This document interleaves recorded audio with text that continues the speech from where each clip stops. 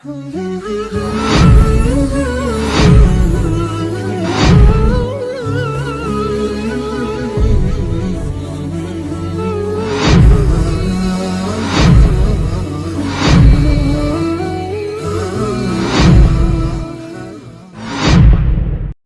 دہشت گردی کا ذمہ دار کون؟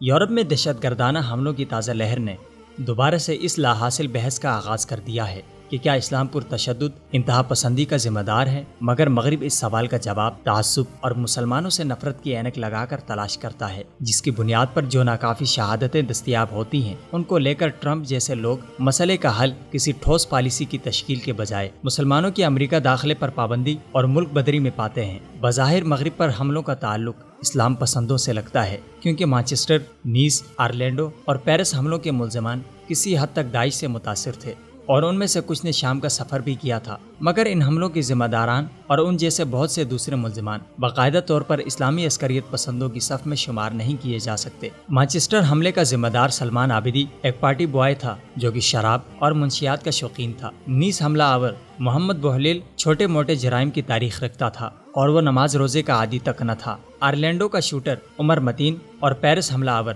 صالح عبدالسلام عوامی مقامات میں الکوہل پیتے تھے اور ہم جنس پرستوں کی کلب سے باقاعدہ منسلک تھے۔ ان تمام افراد کا ذاتی ریکارڈ ظاہر کرتا ہے کہ یہ شورش زدہ بچپن، مذہبی معلومات کی کمی اور اکا دکا جرائم کے مرتکب ہونے کے ساتھ ساتھ مغربی معاشرے میں صحیح طور پر پروردہ تھے اور اسلامی تعلیمات کا ان متشدد رویوں سے کوئی تعلق نہ تھا۔ مغربی عوام میڈیا کے پروپیگنڈے کی وجہ سے مسلمانوں سے خوف میں مبتلا ہو کر مسلمانوں کے خلاف سرگرم ہو جاتی ہے، کیونکہ وہ ان سے ثقافتی طور پر ہم آہنگ نہیں۔ تحقیق سے معلوم ہوا ہے کہ جب امریکیوں کو 9/11 کی یاد دلائی گئی تو وہ اسامہ بن لادن کو قتل کرنے کے لیے کسی بھی حد تک جانے کو برحق سمجھنے لگے، جبکہ وہ جانتے تھے کہ یہ طریقے ہزاروں معصوم لوگوں کی ہلاکت کی وجہ بن سکتے ہیں۔ بوہلیل اور دوسرے حملہ آور مناسب مذہبی تعلیم سے محروم تھے، سو اپنی روحانی ترقی کے حصول کے لیے داعش کے پروپیگنڈے کا شکار ہوئے۔ عابدی کی تعلیمی ناکامی، بوہلیل کی ازدواجی زندگی کی ٹوٹ پھوٹ اور مالی مسائل اور بقیہ افراد کے ذاتی بحران انہیں اس حد تک لے گئے کہ انہوں نے مغربی عوام کو اپنی محرومیوں کے ازالے کا نشانہ بنایا۔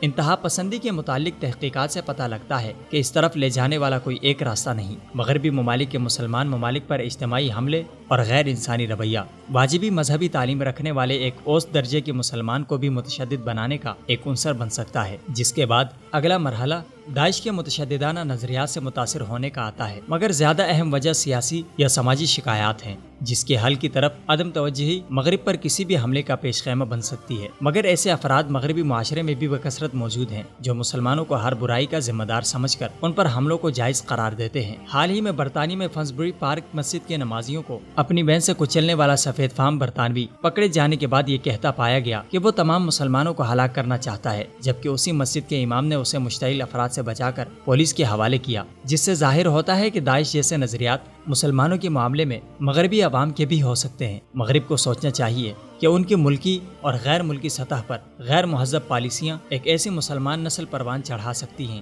جو داعش کی نظریاتی فکر سے متاثر ہو کر مغرب پر حملوں کو ایمان کی معراج اور اپنی نجات کا شارٹ کٹ سمجھ سکتی ہے۔ ادھر لیپن، گیرٹ ویلڈرز اور ڈونلڈ ٹرمپ جیسے سیاستدان اور میڈیا مغربی عوام میں مسلمانوں کے دلوں میں نفرت کا زہر گھول کر حالات کی خرابی کا ذمہ دار بنتے ہیں۔ باہمی احترام کے ذریعے شیطانی جنونیت کا گلا گھونٹنا صرف مسلمانوں کی ذمہ داری نہیں بلکہ ہر مذہب کے پیروکار کی ذمہ داری ہے، اور تشدد کی طرف لے جانے والا راستہ اسلام نہیں بلکہ وہ رویہ ہے جو مغرب نے مسلمانوں سے اپنا رکھا ہے۔